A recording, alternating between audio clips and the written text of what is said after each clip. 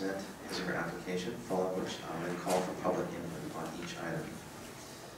We ask that you limit your time to 5 minutes, and you can come to the microphone. You can start by giving your name and your address. A light will come on, indicating you have 1 minute left. That's the yellow light, and 5 minutes more, the red light will come on. After everyone has had an opportunity to speak, I will then ask the applicant to return to the microphone if there are any outstanding questions. And then the matter will be turned over to council for a decision. In the following committee of the whole meeting, we will reconvene council and ratify any items as necessary.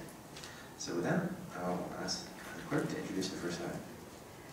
Thank you, Mr. Mayor. This first item is 805 Cloverdale Avenue. It's a development permit amendment. The report of the Director of Planning is recommending the council approve the development permit amendment for proposed tenant improvements to the existing Red Robin restaurant. Thank you. Does council have any questions for staff? Seeing none, I'll call the applicant up to the microphone.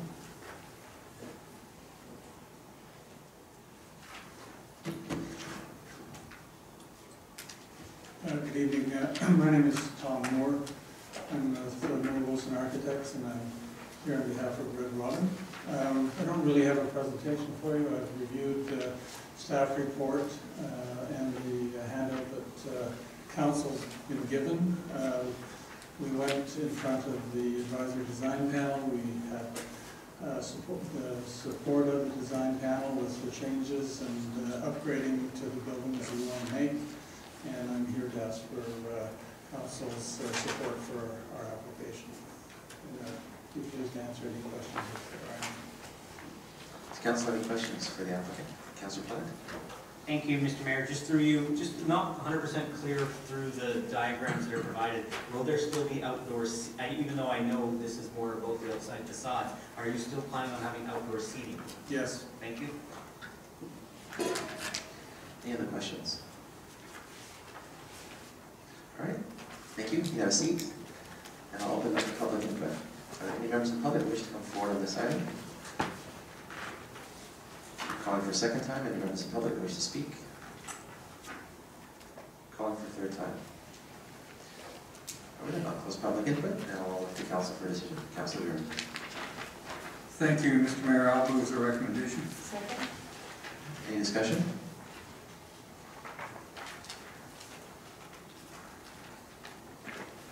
Seeing none, I'll then call the question on the recommendation that development permit application DBA 00849 be approved. All in favor? Opposed? None opposed? That motion carries. I note that Councilor Murdoch is the room.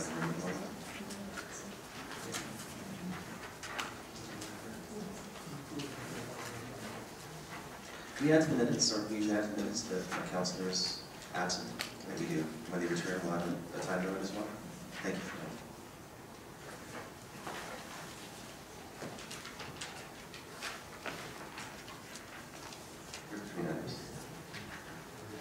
No. All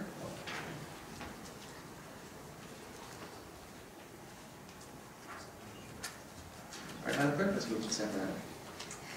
This next item is 574 Walter Avenue. The report of the Director of Parks and Recreation is recommending the council support the removal of the subject property at 574 Walter from the Heritage Registry, to direct staff to advertise the dwelling for sale as outlined in the report, to direct staff to periodically maintain the property, to rezone the property from RS6 to P4N, and to direct staff to establish and operate the lands as a natural park. Thank you, Mr. Mayor. Thank you. Does council have any questions for staff? Councilor Buren. Thank you. Thank you, Mr. Mayor. Through you. I noted in the report that it indicated we would try to sell the building, which is good. And then some of the wording I read said that if we failed to sell it, we would demolish it. I hope we would attempt to deconstruct it if we failed to sell it, as we often ask applicants in front of council from private industry to do as well. So is our intent to try to deconstruct if we are unable to sell? Through you, Mr. Mayor, I think we try and do the best that could be done given the state of the building as it sits right now. It's a pretty tough.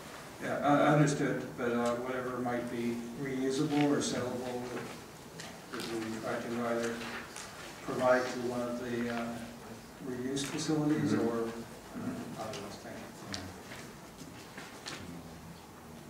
Just a question to our director of planning. When we make those assessments, are they done by ourselves or are they done by someone else, consultant, Maple Brothers, et cetera? Do you just seeking clarification, you meaning Yes, sir. construction? Yes. It's a range of things, it just depends on the experts that we've got available and the project. If it's significant, we've brought in experienced people who can look through the assets and determine what's to be retained. In most cases, we rely on the resources of the Saanich Heritage Foundation and the structure that they have around them in terms of the Greater Victoria community. Thank you. Do we get that analysis after we made a decision like this, or can it be put in the reports? Just to give council some confidence? Given that we're in control of this building, it's obviously the best scenario in this case to allow staff to seek out those resources in the community. I know that the Heritage Foundation members have gone through the building and there's very little left in terms of heritage value. If you're talking about making materials for reclaiming, obviously the Parks Department could do that just to see what components of the building have any financial value to them in terms of resale, and then the rest would have to be disposed of per the requirements of the Heartland landfill. Thank you. What do we do in the case of privately owned property? Because I'm just asking this because the question does come up multiple times. We're trying to be as friendly as we can to the environment. Really the best place to start is to work with CRD and what it receives and how it receives that material so that there's consistency across the region. For us to actually do it on a case-by-case basis becomes very difficult in finding the resources and securing it on private land. You can do a 219 restrictive covenant, but that's very cumbersome, and so it's better to start at the end of the process and work backwards, namely working with the CRD and what they receive at the landfill. All right, thank you for that. All right, some more hands up. Councillor Sanders and then Councillor Murdo. Well, I want to move the recommendation, and then if there was a second, just speak to it. Second. I think we're actually not at that stage yet. We need to hear from the public. All right, then I was jumping ahead, don't I? But I do want to make a comment then regarding the demolition deconstruction.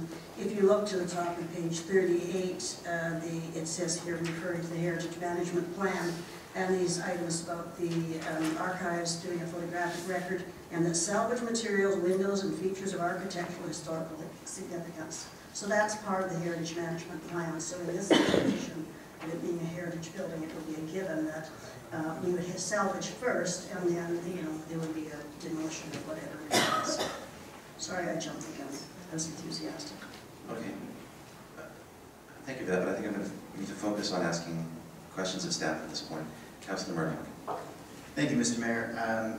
Councillor Plant and I just had a little exchange about ongoing costs related to a natural park, and that got me thinking about the question I was wondering. When I read the report earlier, it talks about sort of the short-term leveling of the grade to make it safe, and then in the longer term, restoring it to more of a natural state. I was curious about what you foresee as the longer-term operational costs for the site.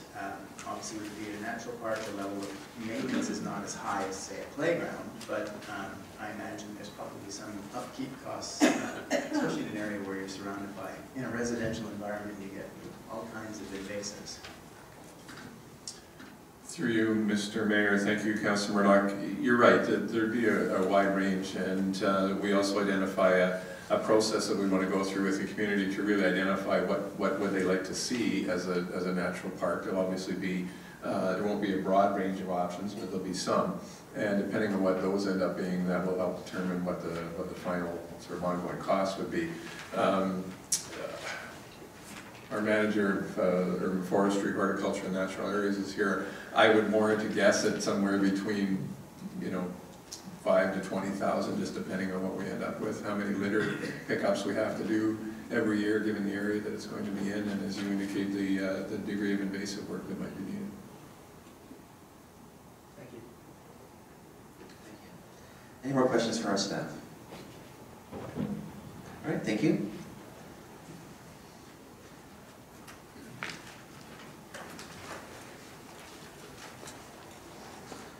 Seeing as this is our property, and there's no applicant, I'll call for public input. Are there any members of the public that wish to speak on this item? Please come forward.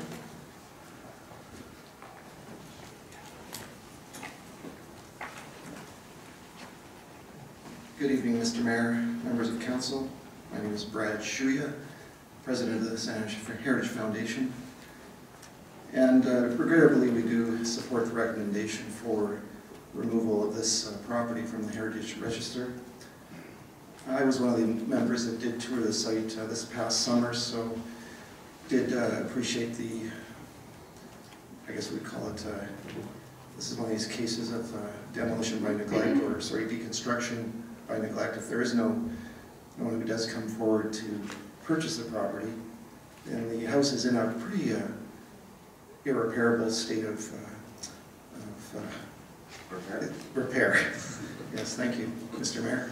I mean, it's unfortunate. The house from the exterior is not a bad looking building, but the interior has been severely neglected. It's been subject to people living in the dwelling without permission and destroying some of the quite a lot of the heritage fabrics. So that is disappointing, and it is very expensive to reconstruct this particular building from the inside out. It's actually in worst case on the inside than the exterior, which is a bit unusual because most times we have this situation, it's the exterior that's in worse shape than the interior. So it is a bit of a regrettable situation. But the Heritage Foundation, again, we do support the recommendation, and we feel this property unfortunately doesn't have enough merit to fight for its rehabilitation.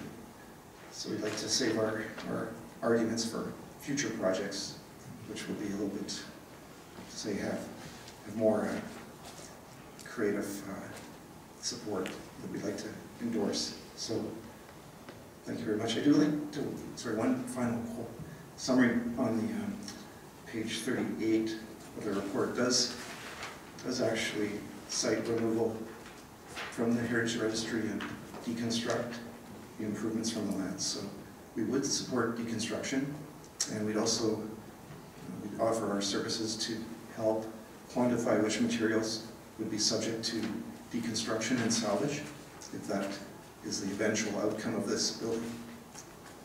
Thank you. Thank you for that. Are there any other members of the public who wish to speak? This is what we come for, you know. We just want a chance to get up here and talk.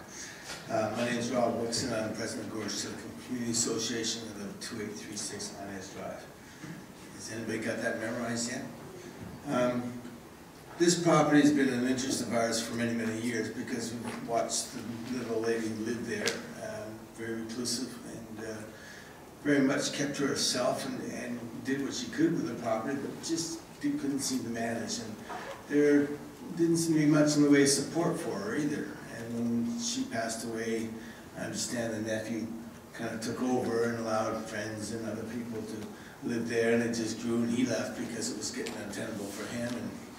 And so it became a bit of a story, if you will. So it's too bad. The property has been neglected for so long. It's way beyond just a few years. I think it's been the last 20, 25 years it's been under neglect. So, but we went and had a look at it the other day, and there's really not a lot of natural stuff on that property. If you take the house away and the building beside it, and then you take a look at some of the older trees there that are really sort of beyond their life as well, it's kind of a bit of a clean sheet, which is kind of interesting because what can you do with a clean sheet? That's kind of the life story we like to see. So we're very keen, and a number of people are talking about looking at that place and to see what is possible. And I would like to start with the deconstruction piece, because I think that there's elements in that building that could remain on site in some way.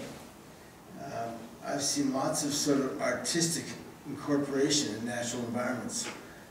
In particular, there's a place up just past Fanny Bay, and you don't know it, you don't know it's there, but there's one of those yellow gates along the side of the road, just before you get to all the oyster bays, but before the Denman Ferry.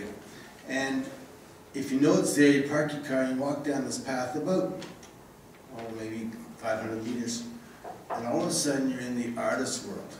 It's in the natural environment, but there's all this art all over the place. It's just amazing stuff, and it's all art made out of old materials, like gables from houses and things like this. People have, the artist has actually maybe burned or etched little sayings and poems into some of the work that is left there. So here's a natural environment that somebody wants to leave something as a natural environment, who's left a property with material in that property that might be usable in different ways, maybe not as furniture, or maybe not as housing material, or maybe as art.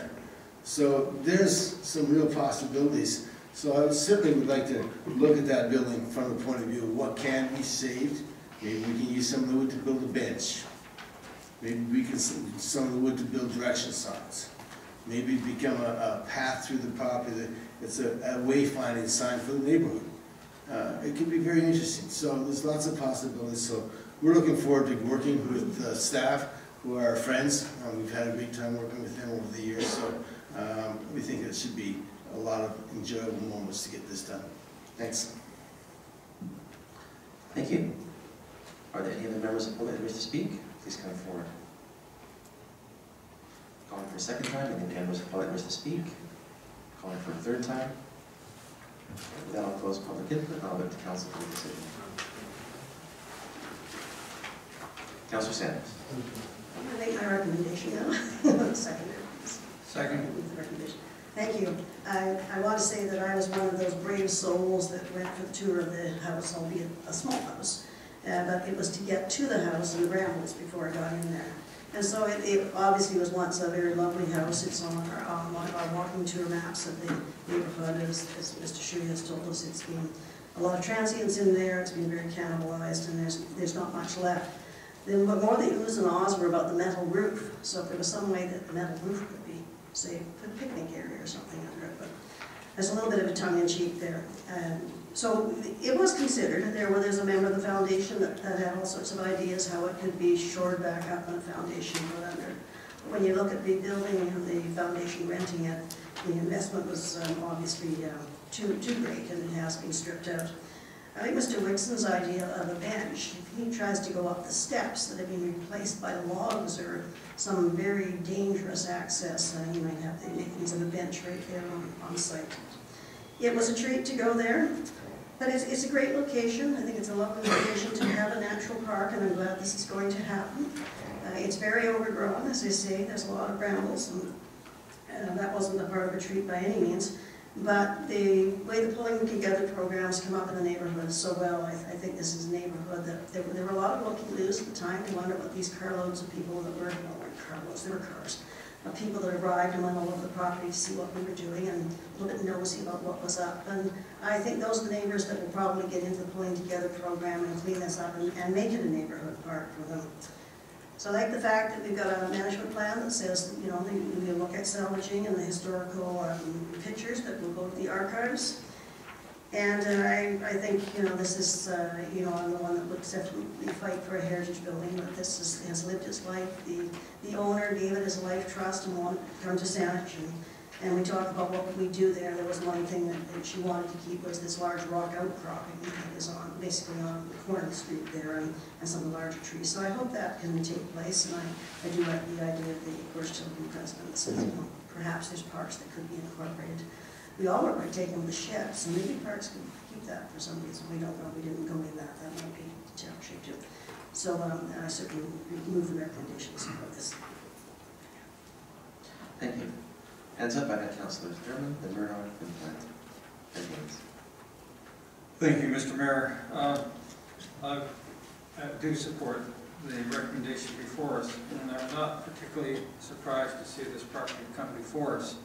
I grew up three houses away from this property, and when I was 8 and 9 years old, which I must admit is not yesterday, one of my friends at the time lived in this house, and I frequently visited it. And to be honest, it had considerable maintenance issues at that time. It was known as the house in the neighborhood that was not being well maintained, that was problematic, that was in great need of repair. So it has a long, long history, unfortunately, of neglect. Didn't start 25 years ago.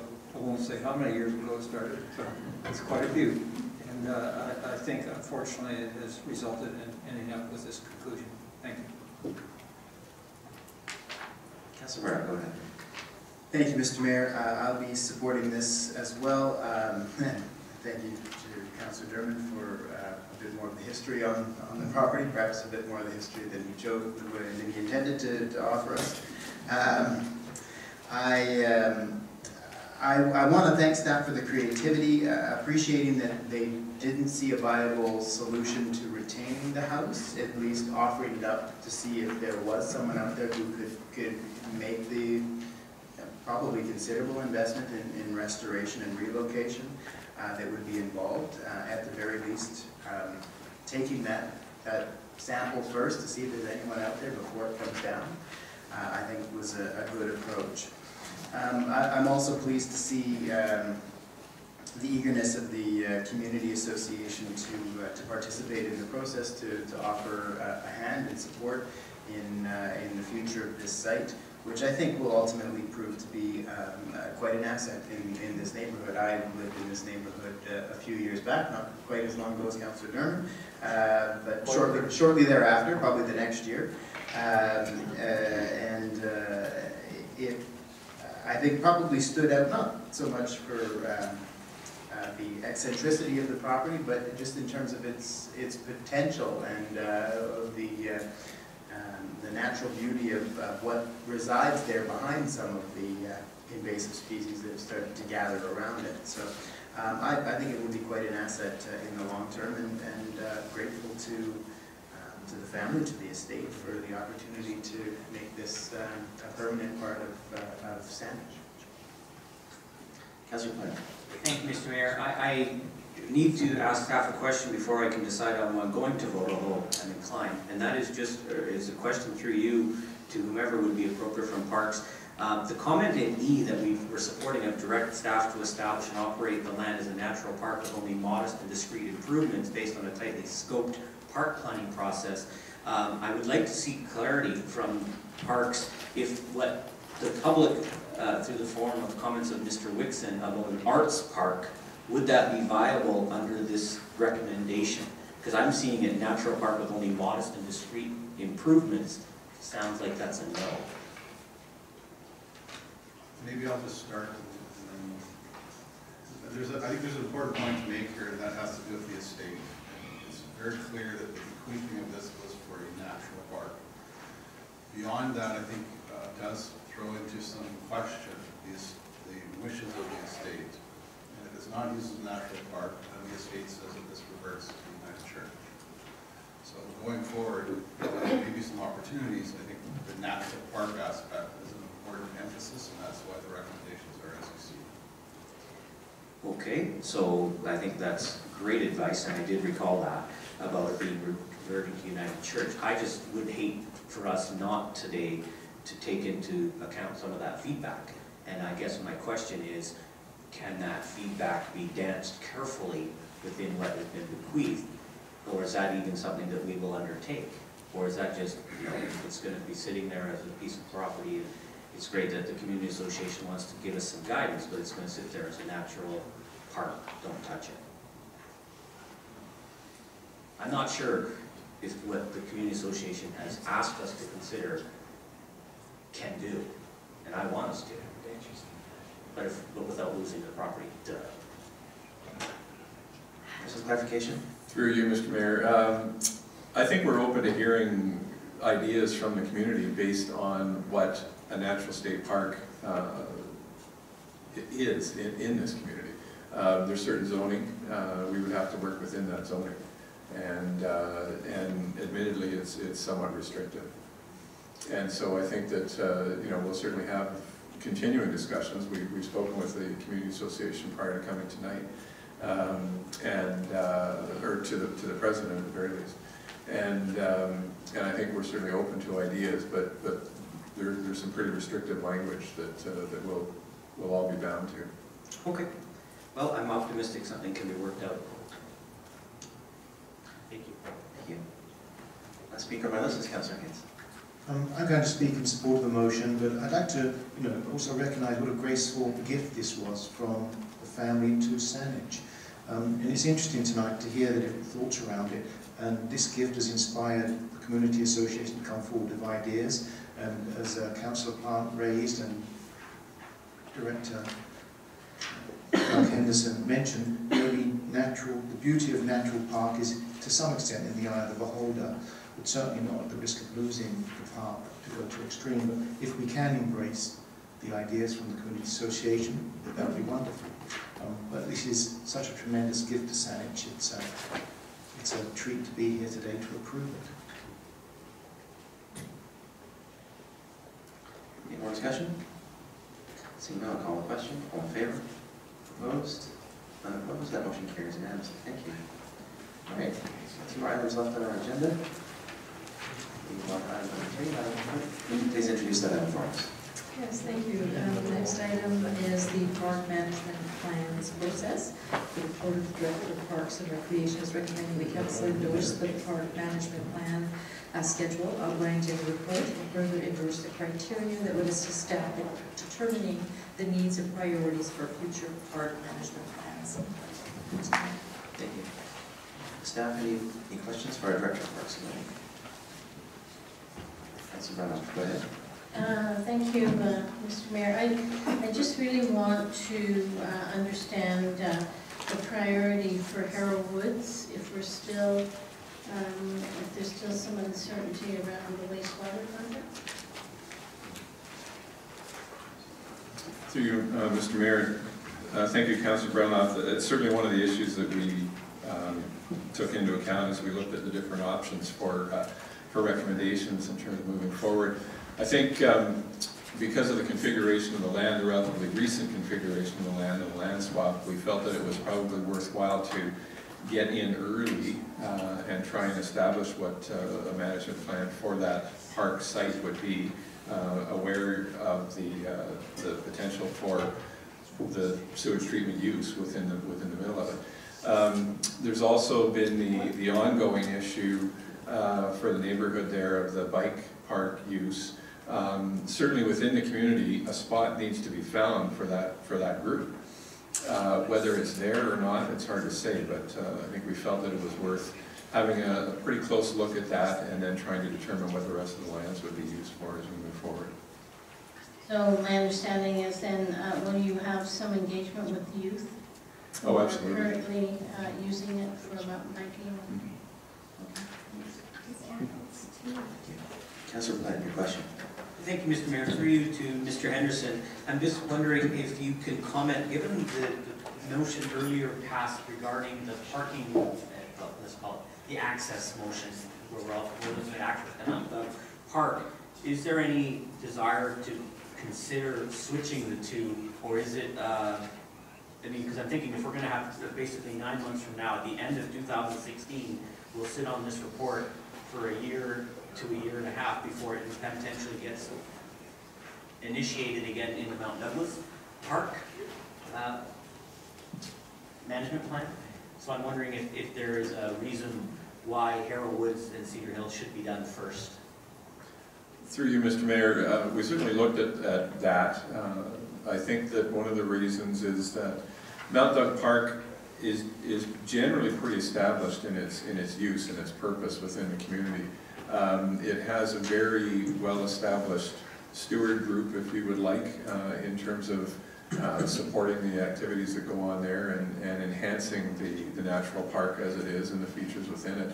Harrow, at this point, is, as I mentioned in Councillor Brown's reply, is relatively new, if you will, in terms of the formalized aspect of being a park.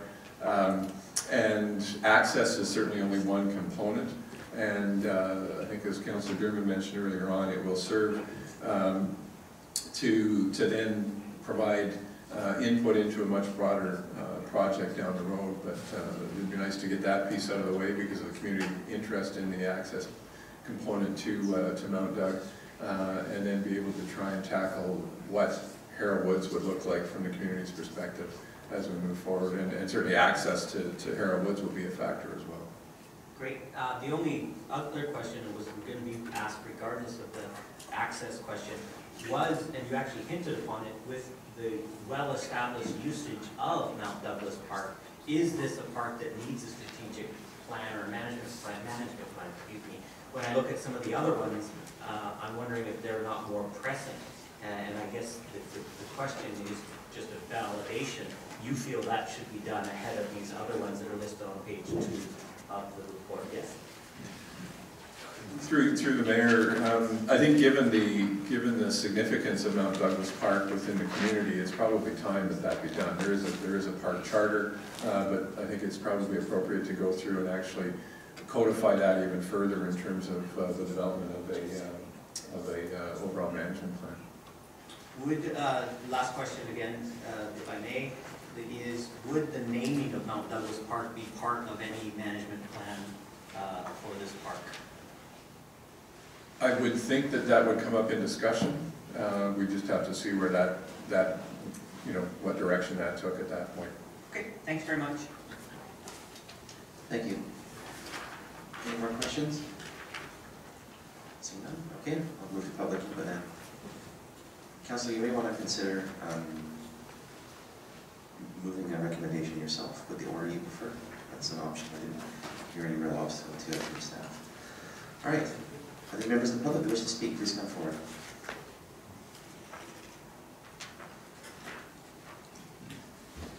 Good evening again. Eric Daly, 2923 Mount Baker View Road.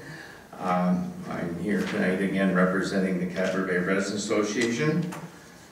In 1999, we built the latest edition of the local area plan.